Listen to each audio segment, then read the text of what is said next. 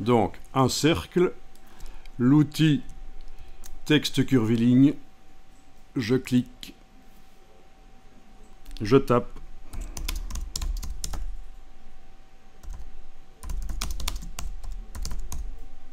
voilà. Avec la flèche noire, je vais aller prendre la fin, la ramener après le texte ici. Avec la turlute du milieu, je déplace le texte, il peut même passer de l'autre côté. Je vais le mettre comme ça. Je vais augmenter avec la palette caractère la taille.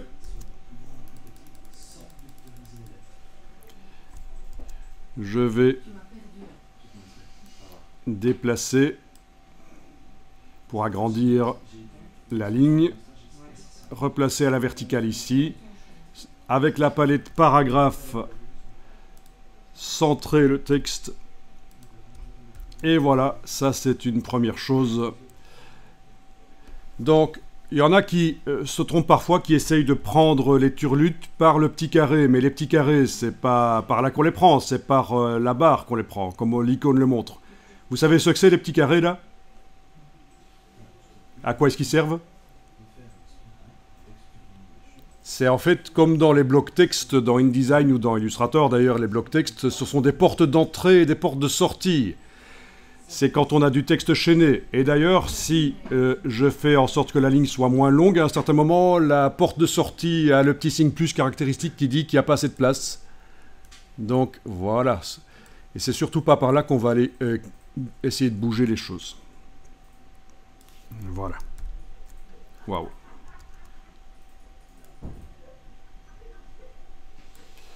Ok. Alors, si je veux mettre du texte en dessous, plus grand, je vais mettre le mot authentique en grand en dessous. Comment faire? Donc, ça va être écrit dans le bon sens. Bien sûr, on ne va pas devoir tourner la tête pour lire. Dans le bon sens, il sera écrit A, U, authentique, quoi. Et on termine par le E ici, voilà. En grand. Avez-vous une solution? Donc dans InDesign, ce serait la même chose en fait. D'ailleurs, on va aller voir dans InDesign après. Ici, je vais faire apparaître la palette des calques. Je vais agrandir les vignettes. Pour qu'on voit bien ce qui va se passer. Voilà.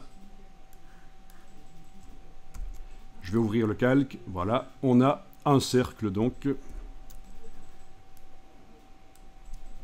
Exactement, tu as raison, il en faut deux, à moins qu'il y ait quelque chose qui m'échappe, parce que je ne suis jamais sûr à 99% de ce que je dis, parce qu'on ne sait jamais, je suis peut-être passé à côté de quelque chose, vous avez peut-être une info, vous apportez quelque chose aussi à la formation en me donnant des infos que je ne connais pas, mais là, à ce stade, moi je ferai deux cercles parfaitement superposés. Alors pour faire deux cercles parfaitement superposés, vous avez bien sûr le menu édition copier, le raccourci bien sûr, puis édition collée sur place et il va venir exactement au même endroit. Ou alors, vous faites ceci, vous prenez la flèche noire et vous allez déplacer la turlute en enfonçant la touche Alt, si elle veut bien, la touche Alt avec la flèche noire ou avec le...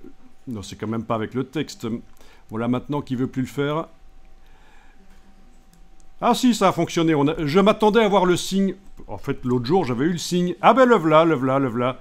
Voilà, touche Alt pendant que je déplace la turlute du dessus. Non. Il ne faut pas avoir le signe de la duplication. Il faut utiliser la touche Alt, mais c'est seulement une fois qu'on a commencé qu'on le voit. C'est ça qui est vicieux. Voilà. Voilà, voilà.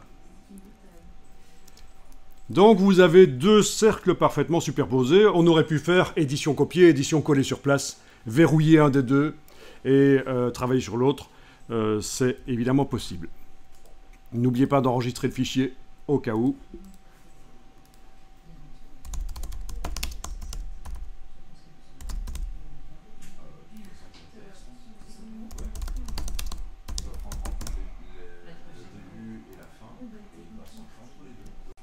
À partir de là, le texte, le cercle qui supporte le texte du dessus, je vais le verrouiller. dans la palette des calques, et puis je vais travailler sur l'autre cercle, parce qu'ils sont au même endroit, donc ce serait un peu difficile de faire quelque chose de bien. Donc je vais prendre la flèche noire et tenter de faire passer le... Ah, il est confondu à mon avis. Où est-ce qu'il est en fait? Bon, mais je ne le vois pas là. Ça c'est ennuyeux. Ok, on va le mettre comme ça. Voilà. Il était là au-dessus. Voilà.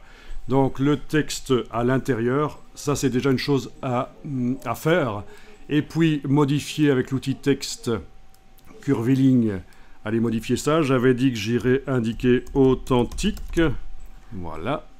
Et en grand, parce que c'est vrai que le camembert de Dinan ne peut être qu'authentique. Je vous rappelle que c'est une appellation protégée et que on ne peut pas appeler camembert n'importe quoi en réalité. C'est juste pour l'exercice ici. Voilà. Ah, je suis quand même ennuyé parce que j'ai mes... Ça me fait des choses bizarres ici au niveau du début et la fin du cercle. Je vais quand même essayer de faire les choses plus proprement, visuellement.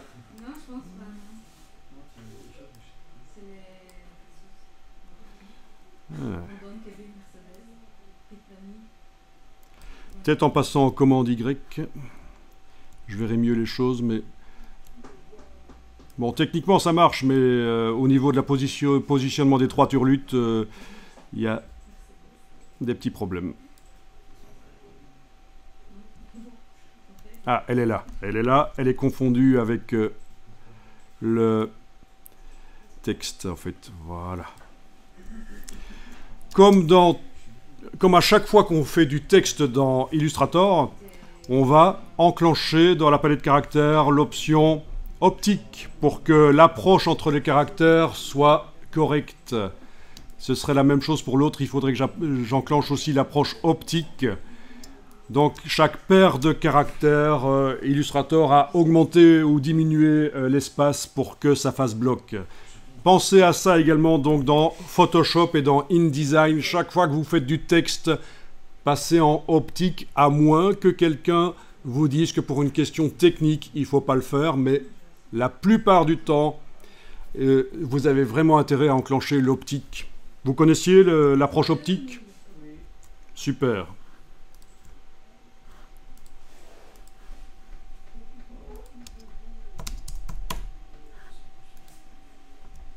Alors la suite, là j'étais en contour, hein, affichage contour, commande Y pour voir le cercle. Je vais ici prendre la flèche blanche plus, cliquer sur le bord.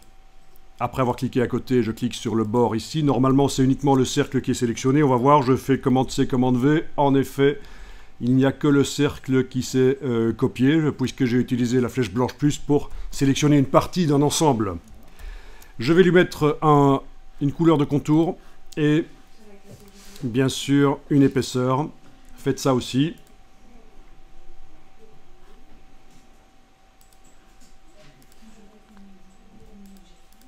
Bien sûr, je passe en commande Y pour voir l'épaisseur, voilà. Bien, bien, bien. À cheval comme ça, sur le contour, c'est bien. On va mettre les deux cercles au même endroit, parfaitement superposés. Donc vous avez une palette qui s'appelle Alignement, mais vous avez aussi la possibilité donc de faire commande A. Il faudrait que je déverrouille quand même le cercle que j'ai verrouillé tout à l'heure pour qu'il participe à l'action. Voilà. Commande A pour tout sélectionner. Puis, il me faudrait la barre contrôle que je n'ai pas ici. Menu fenêtre contrôle. Oui, j'aurais pu aller dans la palette alignement, mais en fait, quand vous sélectionnez plusieurs objets, vous avez ceci qui apparaît. C'est le raccourci qui vient de la barre contrôle. Donc, j'ai centré en vertical, centré en horizontal, et voilà. Et le cercle là, l'ellipse doit passer en dessous des deux cercles de texte, et voilà. Parfait.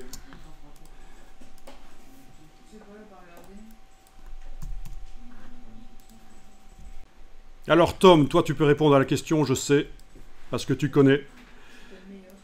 Comment faire en sorte que